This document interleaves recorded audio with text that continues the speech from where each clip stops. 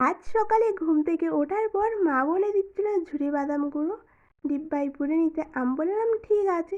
তারপর মা মাঠ চলে যায় আর আমি এখানে তারপর ভাবলাম ঝুরি বাদাম দিয়ে নয়, কলাই সিদ্ধ দিয়ে আজকে মুড়ি খাবো। তো কলাই সিদ্ধই পরিমাণ মতো নুন দিয়ে চাপিয়ে দিচ্ছিলাম গ্যাসে, আর ফ্রিজ খুলতেই দেখলাম কালকের প্রসাদ এখনও আছে। তো দেখে রেখে দিচ্ছিলাম, একদম খেতে মন যাচ্ছিল না। আর কিছুক্ষণ পরে কলাই সিদ্ধও হয়ে যায়।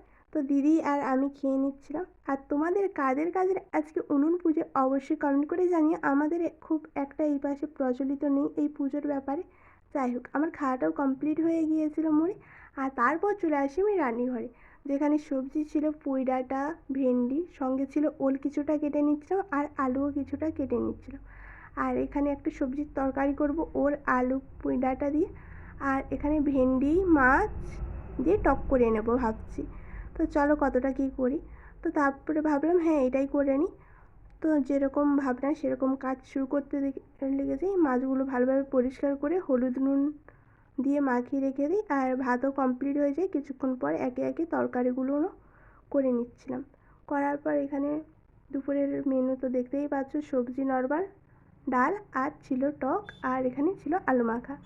তো ভিডিওটা তোমাদের কেমন লাগলো অবশ্যই জানিও। টাটা।